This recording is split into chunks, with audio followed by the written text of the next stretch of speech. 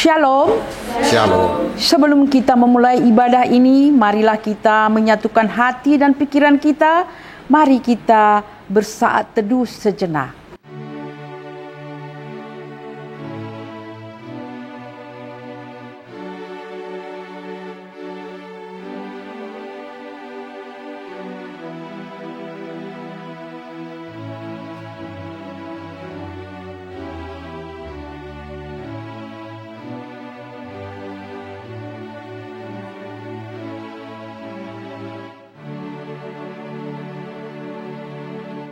Amin. Marilah kita bernyanyi dari buku nyanyian HKBP nomor 15 ayat 1 dan 2. Andai ku punya banyak lidah.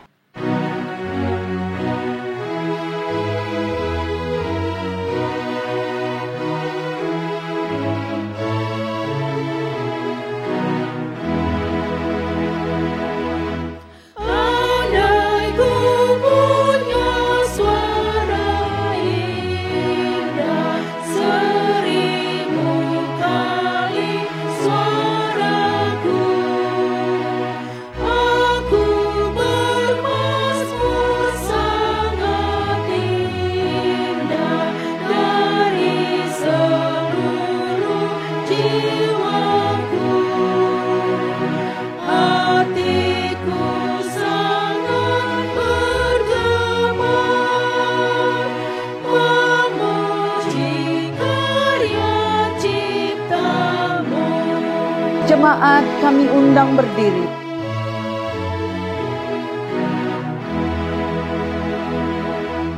Andaikan suaraku menjangkau semua alam ciptaanmu, akan ku ajak semua makhluk nyanyikan kidung bagimu. Hendaklah jiwa ragaku memuji Tuhan Allahku. Di dalam nama Allah Bapa dan nama anaknya Tuhan Yesus Kristus dan nama Roh Kudus yang menciptakan langit dan bumi. Amin. Tuhan adalah terangku dan keselamatanku. Kepada siapakah aku harus takut? Sekalipun tentara berkemah mengepung aku, tidak takut hatiku. Suatu hal yang telah kuminta kepada Tuhan, itulah yang kuingini, diam di rumah Tuhan seumur hidupku, menyaksikan kemurahan Tuhan dan menikmati bait-Nya. Nantikanlah Tuhan, kuatkanlah dan teguhkanlah. Ya, nantikanlah Tuhan. Haleluya. Haleluya, haleluya, haleluya.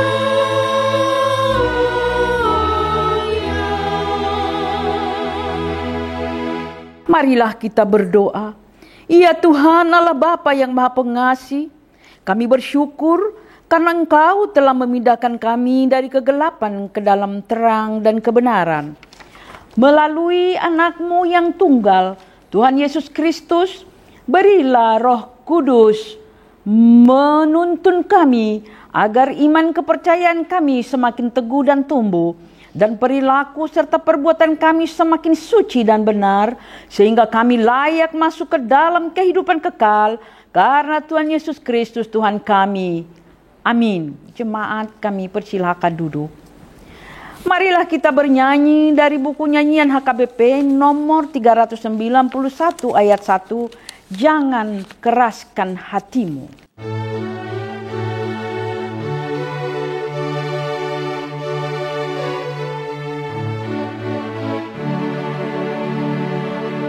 Jangan keraskan hatimu, dengar panggilan Tuhanmu.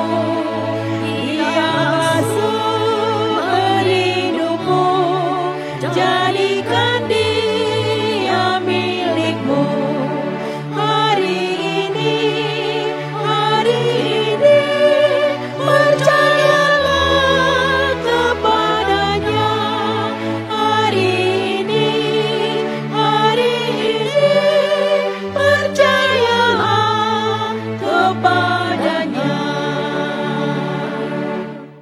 Marilah kita mendengar hukum Taurat Tuhan untuk hari Minggu ini.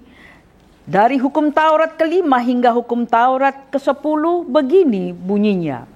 Hukum Taurat ke-5, hormatilah bapa dan ibumu agar engkau berbahagia dan lanjut umurmu di bumi yang diberikan Allah kepadamu. Hukum Taurat ke-6, jangan engkau membunuh. Hukum Taurat yang ke-7, jangan engkau berzina. Hukum Taurat ke-8, jangan engkau mencuri. Hukum Taurat ke-9, jangan engkau berdusta.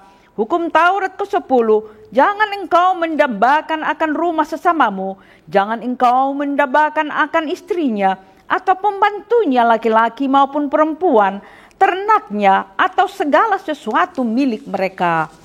Bagaimanakah firman Tuhan tentang ke-10 hukum ini? Aku, Tuhan Allahmu adalah Allah yang cemburu, yang membalaskan kesalahan bapa kepada anaknya, kepada keturunannya yang ketiga dan keempat, dari orang-orang yang membenci aku.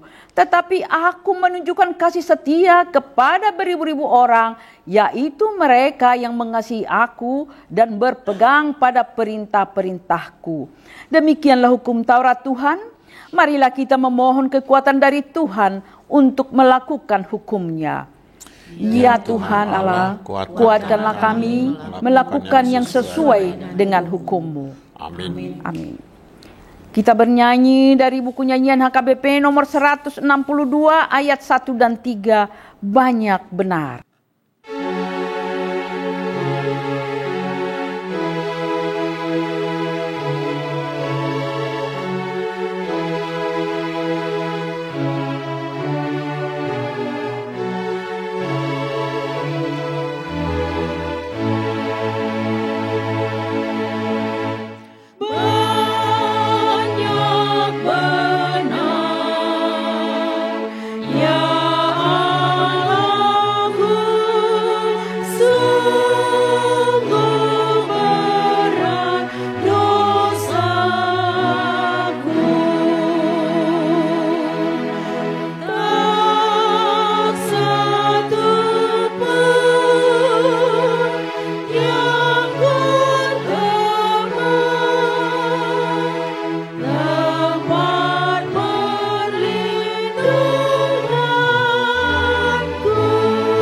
Jemaat kami undang berdiri.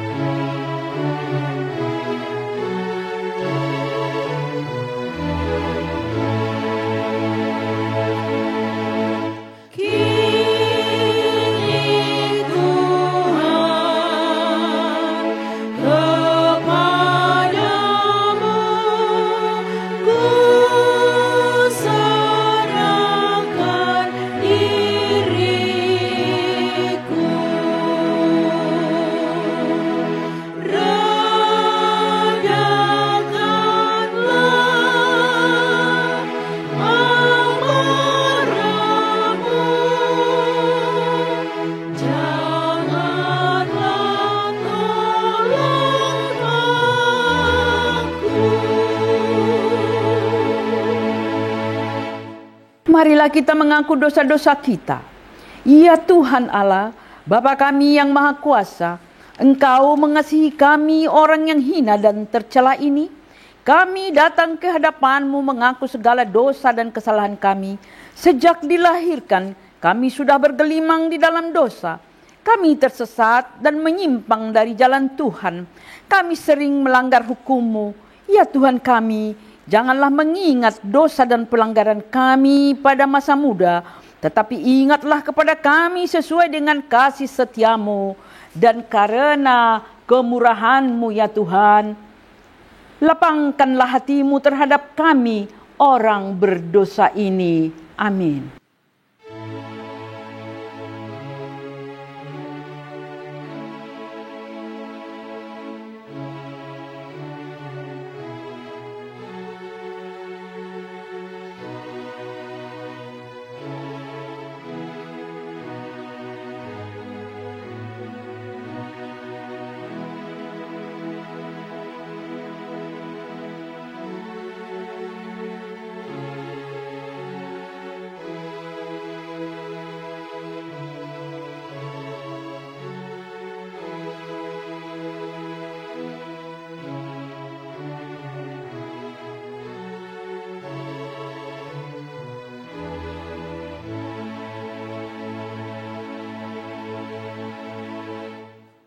Marilah kita mendengarkan janji Tuhan tentang pengampunan dosa.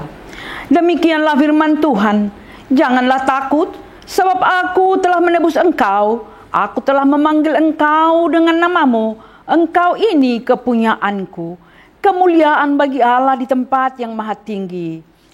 Amin. Jemaat, kami persilakan duduk. Mari kita bernyanyi dari buku nyanyian HKBP nomor 392 ayat 1. Mari sambut Tuhan Yesus.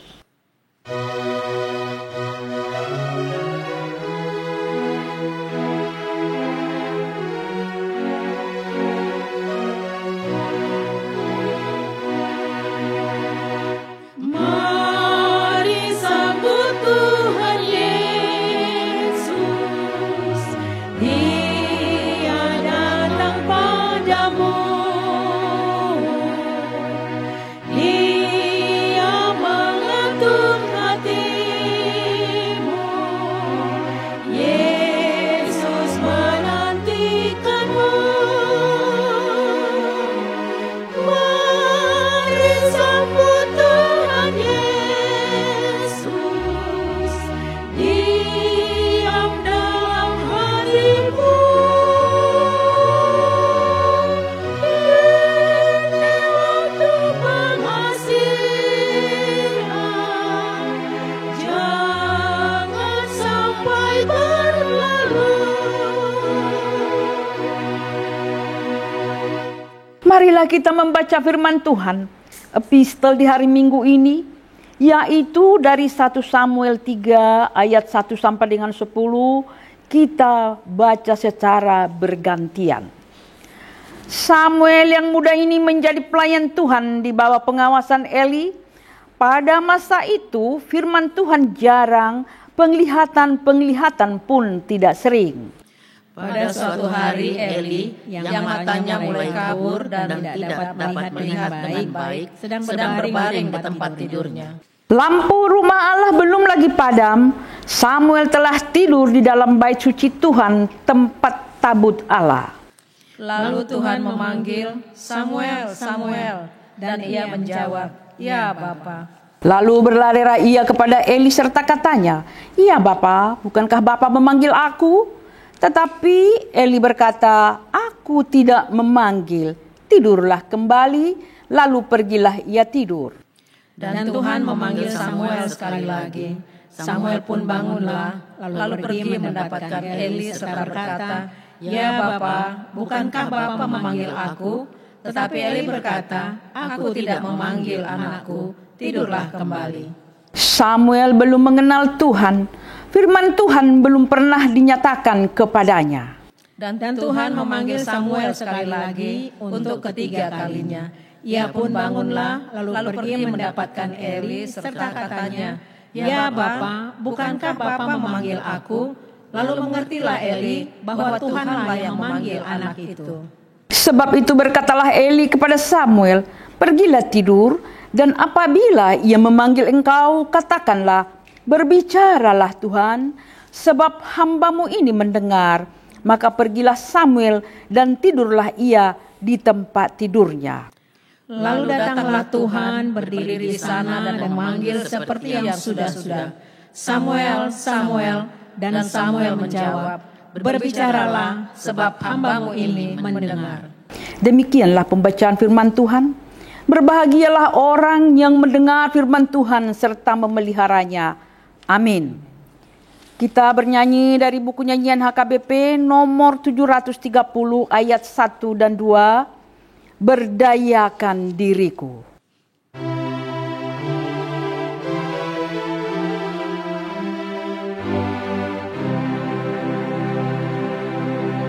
Berdayakan diriku ya Tuhanku, memancarkan keindahan kasih-Mu bagi sesamaku oleh Roh Kudus-Mu. Dari hatiku terpancar kasih-Mu. Jemaat kami undang berdiri.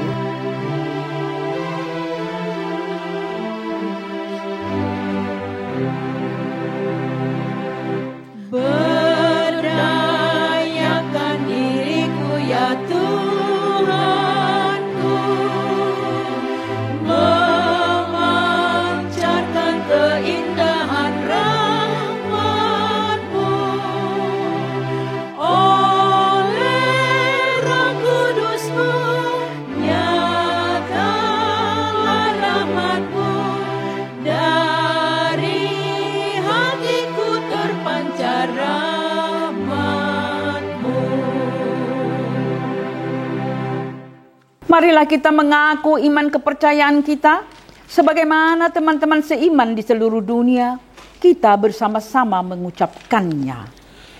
Aku percaya kepada Allah Bapa yang Maha Kuasa, Khalik langit dan bumi.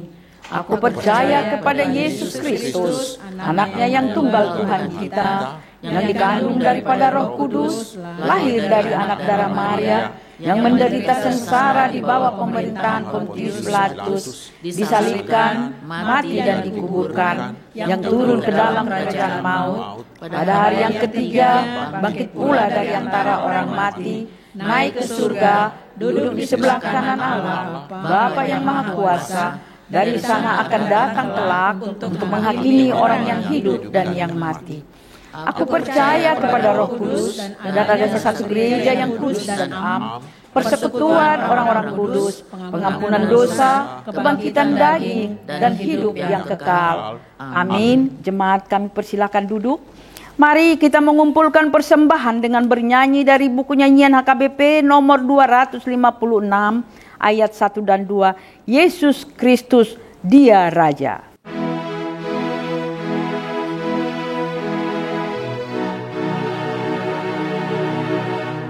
Yesus Kristus, Dia Raja, dinobatkan Allah Bapa, Raja alam semesta, Raja alam semesta.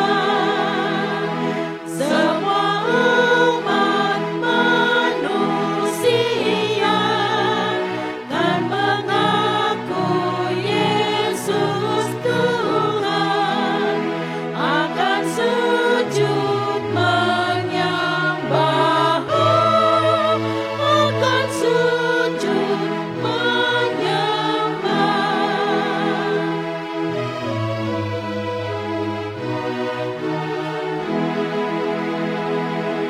Para malaikat di surga, di sekitar tahta Tuhan, memuliakan namanya,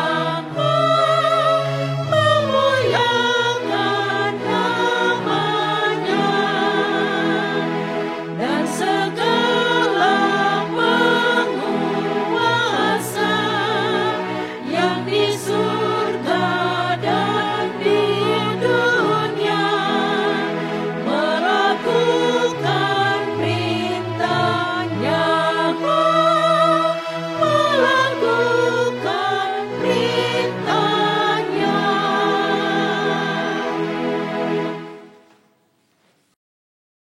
Damai sejahtera Allah yang melampaui segala akal dan budi, itulah kiranya yang memelihara hati dan pikiranmu di dalam Kristus Yesus Tuhan kita. Amin. Selamat hari Minggu saudaraku, mari kita menerima firman Tuhan untuk minggu kedua sesudah Epifanias hari ini, yaitu dari kitab Injil Yohanes. Yohanes pasal 1 ayat 43 hingga 51. Saya bacakan untuk kita, mari kita simak dengan baik. Pada keesokan harinya, Yesus memutuskan untuk berangkat ke Galilea. Ia bertemu dengan Filipus dan berkata kepadanya, "Ikutlah aku." Filipus itu berasal dari Betsaida, kota Andreas dan Petrus. Filipus bertemu dengan Nathanael dan berkata kepadanya, "Kami telah menemukan Dia yang disebut oleh Musa dalam kitab Taurat dan oleh para nabi, yaitu Yesus, anak Yusuf dari Nazaret." Kata Nathanael kepadanya, "Mungkinkah sesuatu yang baik datang dari Nazaret?" Kata Filipus kepadanya, "Mari dan lihatlah." Yesus melihat Nathanael datang kepadanya, lalu berkata tentang dia, "Lihat, inilah seorang Israel sejati, tidak ada kepalsuan di dalamnya."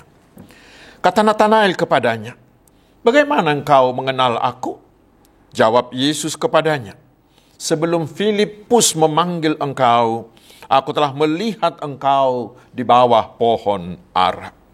Kata Nathanael kepadanya, Rabi, engkau anak Allah, engkau raja orang Israel. Yesus menjawab katanya, karena aku berkata kepadamu, aku melihat engkau di bawah pohon ara, maka engkau percaya? Engkau akan melihat hal-hal yang lebih besar daripada itu. Lalu kata Yesus kepadanya, aku berkata kepadamu, sesungguhnya engkau akan melihat langit terbuka dan malaikat-malaikat Allah turun naik kepada anak manusia. Demikian firman Tuhan. Saudara-saudaraku yang dikasihi Tuhan Yesus Kristus, pepatah Indonesia mengatakan tidak kenal maka tak sayang. Karena itulah di kalangan motivator selalu ditekankan tentang personal branding, yaitu nama baik kita. Apa yang orang lain lihat di dalam diri kita, sehingga mereka memiliki kepercayaan terhadap kita. Itulah sesuatu yang sangat dibutuhkan dalam membangun relasi dengan kita, baik itu dalam bisnis, dalam politik, atau dalam pelayanan. Orang yang memiliki nama baik adalah orang yang hidupnya menjadi berkat bagi orang lain. Saudaraku, itu jugalah makna dari Minggu Epifanias atau penyataan. Allah menyatakan dirinya dengan terang benderang sehingga kita bisa mengenalnya dengan baik dan kita bisa dengan mudah mengambil keputusan untuk mengikut Dia. Itulah yang kita lihat di dalam Nats hari ini. Kepada kita hari ini diperkenalkan siapakah Yesus itu. Pertama kita baca di ayat 29 dan ayat 36. Yohanes Pembaptis mengatakan bahwa Yesus adalah anak domba Allah yang disediakan Allah untuk menggantikan manusia, mengangkut dosa-dosa manusia. Yesuslah sebagai anak domba, pengganti Ishak untuk disembelih Abraham di Gunung Moria. Yesuslah juga anak domba Paskah sebagai pengganti kematian anak sulung Israel ketika mereka akan keluar dari perbudakan Mesir. Yesus akan dikorbankan di kayu salib di Golgota. Dialah yang akan menggantikan kita menanggung semua hukuman akibat dosa-dosa kita. Dan semuanya itu dibayarnya dengan lunas melalui darahnya, melalui tubuhnya. Sehingga bagi siapa yang percaya kepadanya telah tersedia pengampunan dosa. Dan tubuhnya menjadi korban pendamaian yang mendamaikan kita dengan Allah. Maka di dalam Yesus sebagai anak domba Allah ada pengampunan dosa dan ada keselamatan. Penyataan yang terang benderang ini membuat kita jangan ragu-ragu sedikit pun untuk mengikut Yesus. Tetapi saudaraku, ada hal yang harus kita ingat. Istilah anak domba ini berkonotasi kepada penderitaan, berkaitan dengan penderitaan. Ini mengingatkan kita bahwa bila kita mau mengikuti Yesus, kita harus mau menderita bersama-sama dengan Dia. Mengikuti Yesus itu memang sangat enak, tetapi syaratnya juga sangat berat, yaitu harus sangkal diri dan pikul salib. Kita baca di Matius 16 ayat 24 dan Matius 10 ayat 38. Ini sangat perlu kita ketahui, saudaraku, supaya kita tetap setia mengikut Yesus walaupun kita harus menderita. Jangan pernah menjadi Kristen enak, yang mengikut Yesus, yang mau mengikut Yesus hanya karena yang enak-enak saja, karena hanya menginginkan mujizat Yesus saja. Dan bila tidak enak, mereka segera meninggalkan Yesus. Jangan. Dengan istilah anak domba Allah ini kita diingatkan, jangan ikut Yesus hanya karena mujizat, tetapi ikutlah Yesus dengan mau memikul salib, mau menderita bersama-sama dengan Tuhan Yesus. Itu yang pertama. Dan yang kedua kita baca di ayat 45 dan ayat 49. Dari ayat 45 sangat jelas dikatakan bahwa Yesus itu sebagai juru selamat sudah lama dinubuatkan. Kita baca itu di Ulangan 18 hingga ayat 18. Dan di ayat 49 dikatakan Yesus adalah Rabi yang selalu mengajar kita tentang Allah.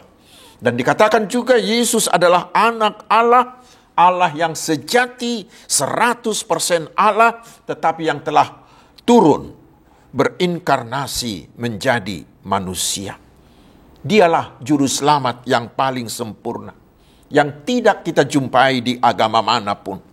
Dan kemudian dikatakan Yesus adalah Raja Israel, tetapi bukan raja secara politis, tetapi Raja Israel yang baru, yaitu kerajaan orang-orang yang percaya kepada Yesus. Itulah kerajaan yang kekal. Kuasanya bukan hanya di dunia, tetapi dikatakan segala kuasa, baik di surga, baik di bumi, itu sudah diserahkan kepada Tuhan Yesus. Dan segala lutut bertekuk lutut kepadanya, dan semua lidah akan mengaku dialah Tuhan. Filipi 2 ayat 5 sampai 11. Saudara-saudaraku, dari pernyataan tersebut, bagi kita sekarang menjadi jelas bahwa Yesus itu adalah benar-benar utusan Allah. Dengan tugas, dengan misi utamanya adalah untuk menyelamatkan manusia dari kuasa iblis, dosa, dan maut, dan untuk mengembalikan kita kepada sorga. Dialah juru selamat yang sempurna, yang paling unggul. Sekali lagi, tidak ada juru selamat lain yang sesempurna Dia. Bila demikian saudaraku, seperti ajakan Yesus kepada Filipus di ayat 35.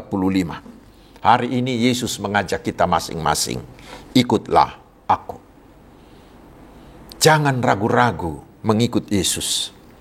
Karena sudah sangat terang benderang, dialah anak domba Allah, dialah juru selamat yang sempurna. Dan kita diingatkan, ikutlah Yesus dengan setia sampai akhir. Saudara-saudaraku, itulah hal pertama dari nats ini. Sekarang kita lihat hal yang kedua. Kita baca di ayat 47 hingga 48. Setelah Filipus membawa Natanael kepada Yesus, Yesus mengatakan kepada Natanael, lihat, inilah seorang Israel sejati, tidak ada kepalsuan di dalamnya. Tentu Natanael bingung mendengar itu. Lalu dia berkata, bagaimana engkau mengenal aku? Lalu Yesus berkata kepadanya, sebelum Filipus memanggil engkau, aku telah melihat engkau di bawah pohon ara. Pesannya adalah, saudaraku, Yesus mengenal kita semua. Walau kita belum pernah bertemu muka dengan Yesus. Mengapa? Karena Dia adalah Allah yang maha tahu, yang maha ada, yang maha hadir. Dia mengenal kita dari A sampai Z, bukan hanya secara lahiriah, tetapi juga apa yang ada di dalam hati, apa yang ada di dalam pikiran kita, yang sangat tersembunyi sekalipun Dia tahu. Tidak ada sesuatu pun dari diri kita dan dari kehidupan kita yang tersembunyi dari matanya. Dari atas ke bawah, dari kiri ke kanan, dari segala sudut. Bahkan dikatakan walaupun kita masuk ke dunia paling bawah, atau ke langit paling tinggi, atau bersembunyi di balik awan, Yesus tahu.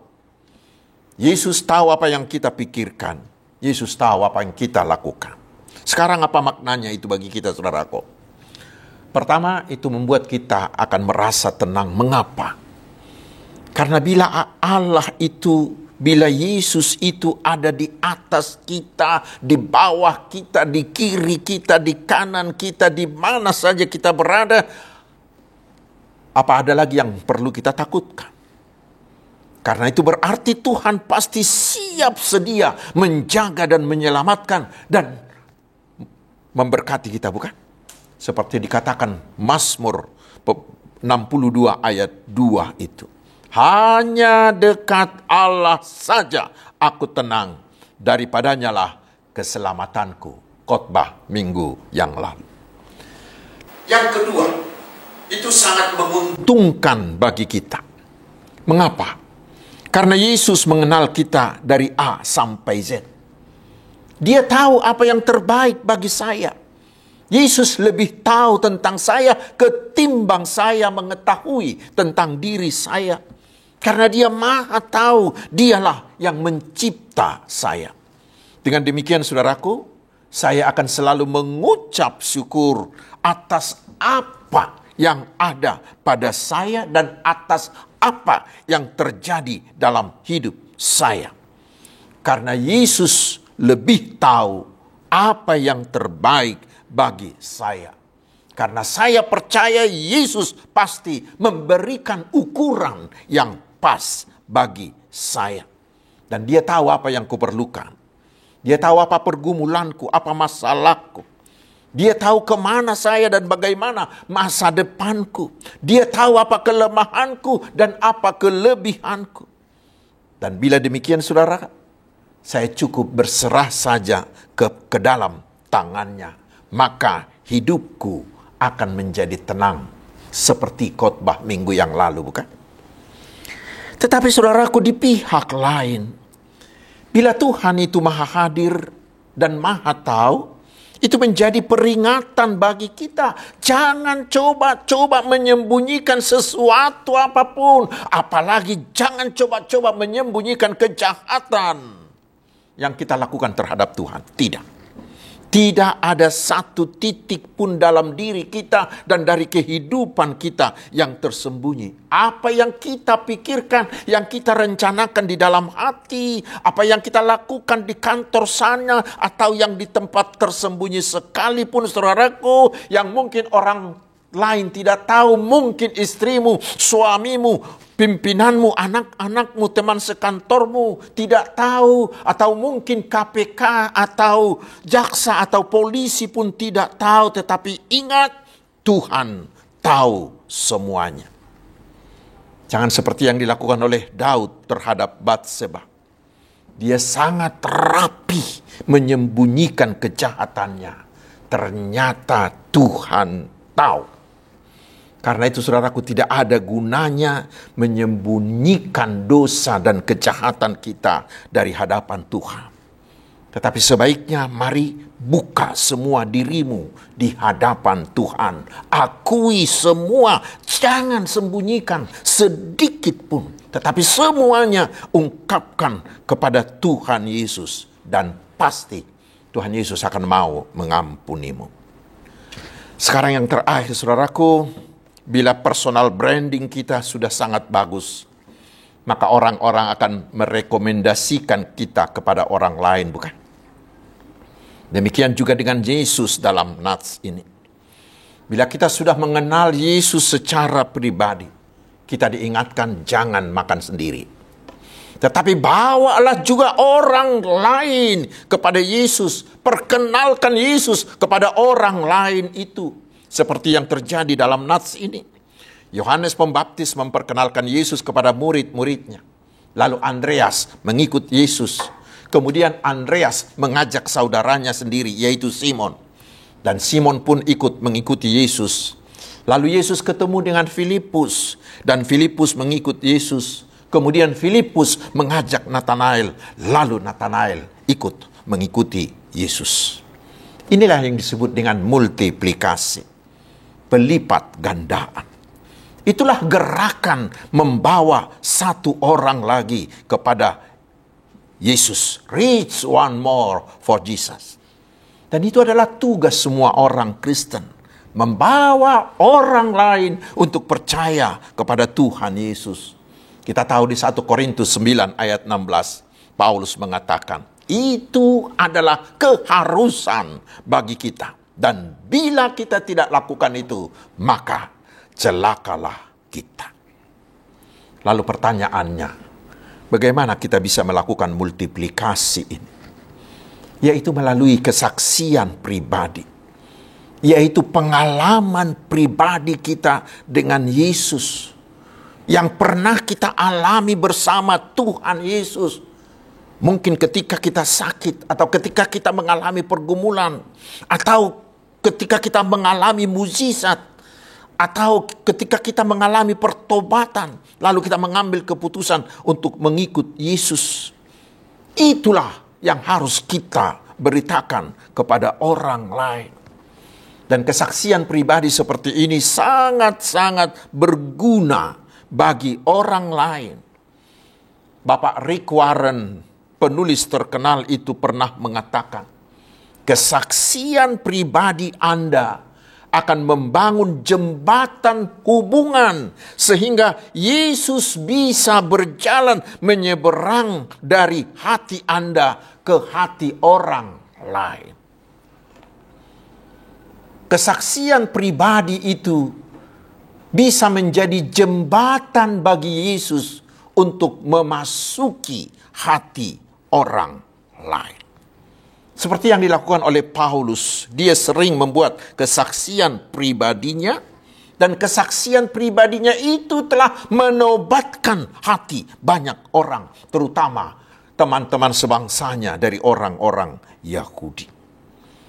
Jika kita mau, akan semakin banyak jiwa lagi yang akan berserah kepada Tuhan Yesus melalui kesaksian pribadimu, pengalaman rohanimu bersama Tuhan Yesus.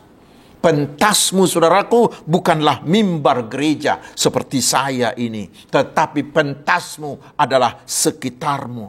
Gayamu bukanlah seperti pengkhotbah seperti saya ini, tetapi gayamu adalah dengan gaya persahabatan, dengan gaya pertemanan, menggunakan kata-kata sederhana tetapi real, nyata.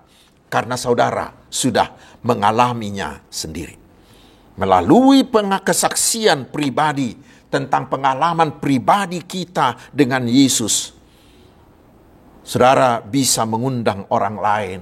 Mari, lihatlah, inilah Yesus, Sang Juru Selamat yang sempurna itu.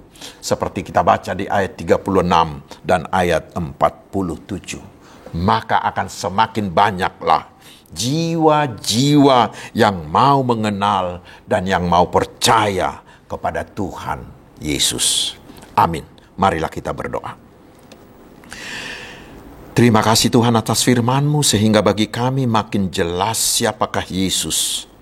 Dan hari ini kami tidak akan ragu-ragu lagi untuk tetap setia mengikuti Dia dengan menyangkal diri, memikul salib, dan walau harus menderita. Kuatkan kami ya Tuhan, agar kami juga mau mengajak orang lain untuk mengikut Yesus dengan memberitakan kesaksian pribadi kami bersama Engkau kepada mereka. Ya Bapa di sorga, berkatilah kami umat-Mu ini dengan segala kekayaan-Mu, dan kuatkanlah iman kami, sehingga kami selalu merasa cukup dan selalu mengucap syukur, karena itulah kebahagiaan yang tertinggi. Ya Tuhan, sertailah kami menjalani hari-hari kami sepanjang tahun ini. Berkatilah bangsa kami. Jagailah bangsa ini agar tetap tenang selama masa kampanye hingga pemilu bulan depan. Jauhkan dari bangsa ini politik identitas, politik sektarian, atau politik saling menjelekkan, dan segala usaha yang ingin merusak kedamaian bangsa ini jauhkan dari kami. Tetapi biarlah Roh-Mu terus bekerja di antara kami. Engkau turut campur tangan di tengah-tengah bangsa ini, memberikan roh damai sejahtera yang daripadamu. Terima kasih Tuhan, mulia dan agunglah nama-Mu sampai selama-lamanya. Di dalam nama Yesus kami berdoa. Amin. Marilah kita mengumpulkan persembahan dengan bernyanyi dari buku nyanyian HKBP nomor 697 ayat pertama dan yang kedua.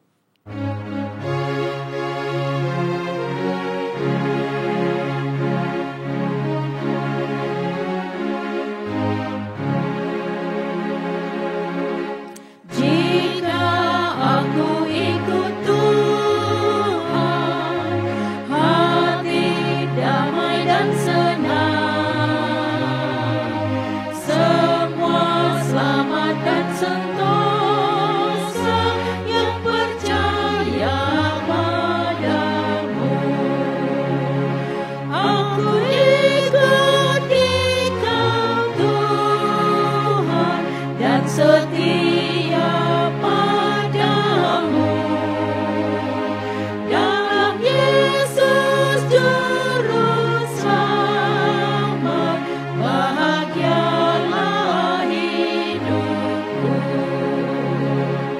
Jemaat kami undang untuk bangkit berdiri. Aku rela menderita karena janji setiamu. Jika Tuhan ku andalkan, kala semua seteru.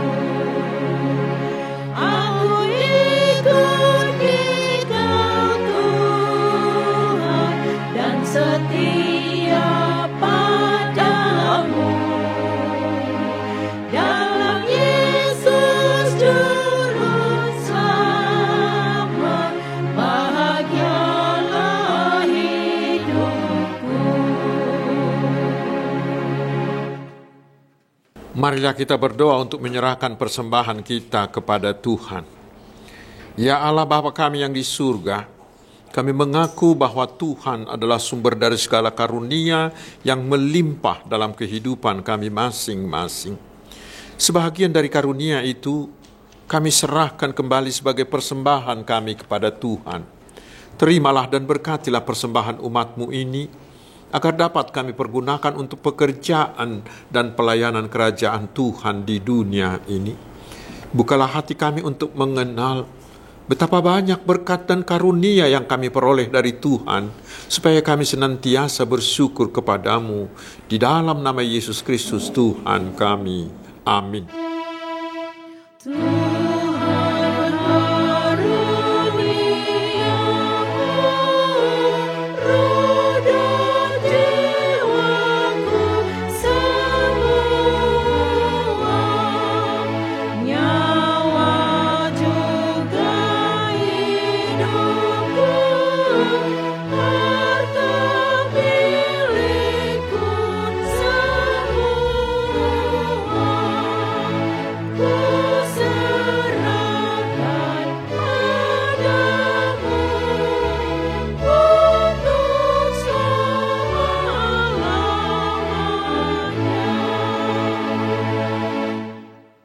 Ya Tuhan Allah Bapa dari segala terang, sumber dari segala anugerah yang maha sempurna. Kami bersyukur karena Engkau menyatakan kasih dan pengasihan-Mu dalam anak-Mu Tuhan Yesus Kristus yang menjadi manusia untuk menyelamatkan dan menebus kami. Kami merasakan kasih-Mu yang tidak dapat diukur panjang dan lebarnya, tidak terselami dalamnya, dan tidak terhingga tingginya. Kami memuji nama-Mu atas terbitnya terang Injil-Mu, sehingga kami dapat hidup dalam pengasihan-Mu.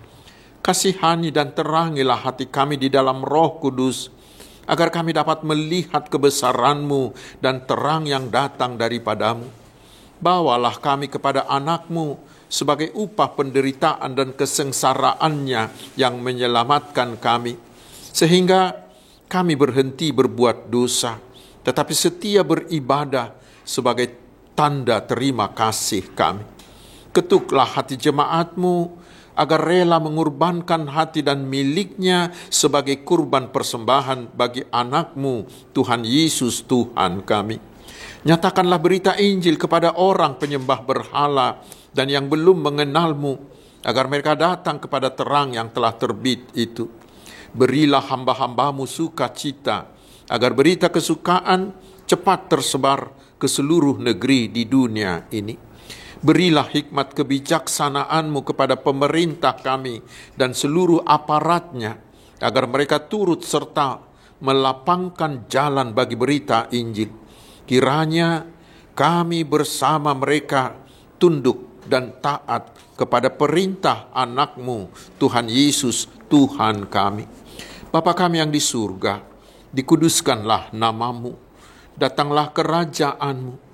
Jadilah kehendak-Mu di bumi seperti di surga. Berikanlah kami pada hari ini makanan kami yang secukupnya, dan ampunilah kami akan kesalahan kami, seperti kami juga telah mengampuni orang yang bersalah kepada kami. Dan janganlah membawa kami ke dalam pencobaan, tetapi lepaskanlah kami daripada yang jahat.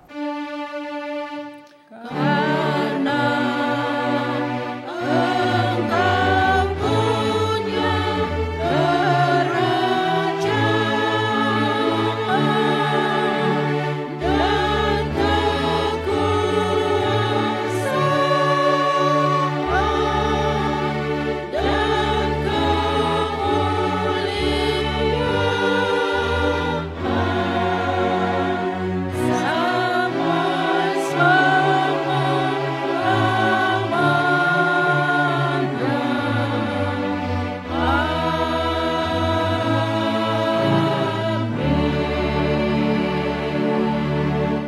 Pulanglah di dalam damai sejahtera dan terimalah berkat Tuhan. Tuhan memberkati engkau dan melindungi engkau. Tuhan menyinari engkau dengan wajah-Nya dan memberi engkau kasih karunia. Tuhan menghadapkan wajah-Nya kepadamu dan memberi engkau damai sejahtera. Amin.